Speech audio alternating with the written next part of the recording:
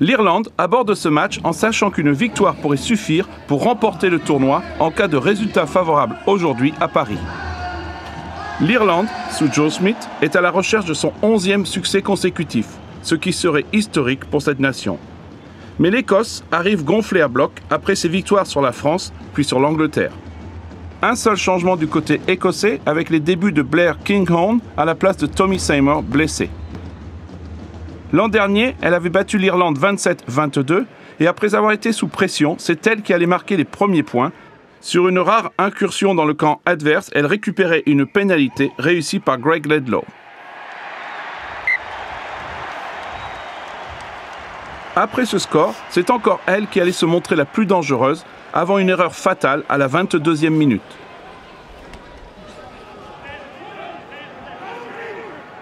La passe ambitieuse de Peter Horne vers l'aile était interceptée par Jacob Stockdale, copie conforme de son essai inscrit face aux Gallois. Un sprint facile ensuite vers les poteaux pour ce finisseur en pleine réussite, 9 essais en 8 matchs. Transformation immanquable pour Johnny Sexton et 7-3 pour les locaux au milieu de la première période.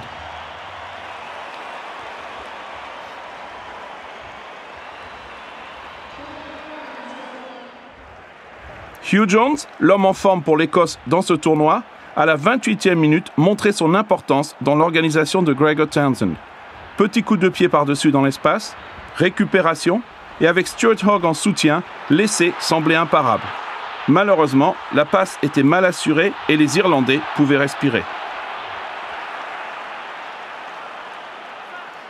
Jones avait tout exécuté parfaitement jusqu'à la passe. Et ce ne sera pas la dernière occasion écossaise gâchée dans cette rencontre. Et à l'approche de la pause, l'Irlande allait inscrire son 2e essai. Murray, Aki et Ringrose combinés avant d'alerter Stockdale sur son aile.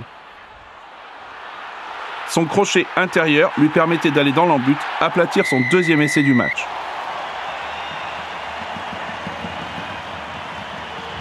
Il devient ainsi le premier Irlandais à marquer 6 essais dans le tournoi. Et un coup dur pour l'Écosse juste avant le retour au vestiaire. Très belle réalisation de l'ailier de l'Ulster sur ses appuis et avec la superbe transformation en coin de Sexton, le score passait à 14-3 à la pause.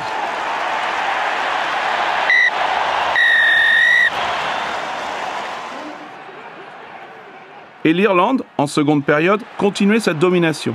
Sexton décidait une pénale touche en bonne position et cette décision était récompensée puisque sur l'alignement, le môle se formait, avançait, avant que Conor Murray ne s'en extirpe et réussisse à prendre le trou. Avec Aki en soutien, le joueur du Munster parvenait à aplatir, en force, malgré Hamish Watson, le 3e essai de son équipe.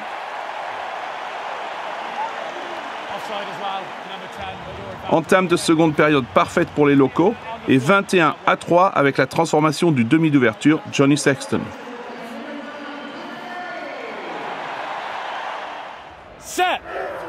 Le match semblait plié, mais pas pour les Écossais, qui continuaient d'attaquer et marquaient un essai important à la 51e minute.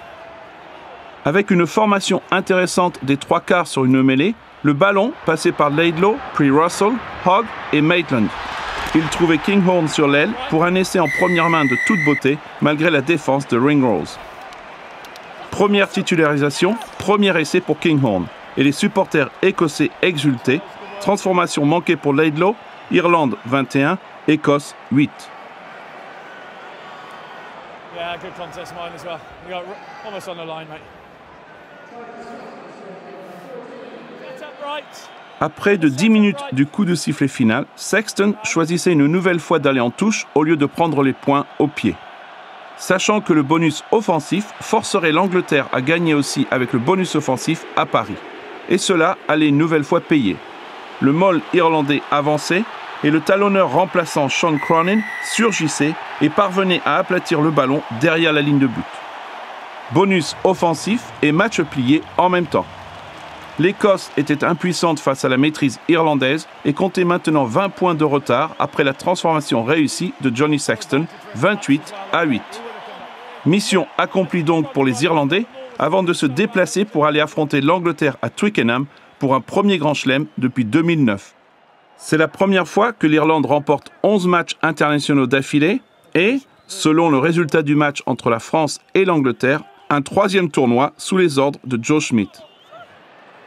L'Écosse a vraiment progressé sous Gregor Townsend et terminera la semaine prochaine son tournoi à Rome contre l'Italie. Pour l'Irlande, donc, destination Twickenham. Score final à l'Aviva Stadium, Irlande 28, Écosse 8.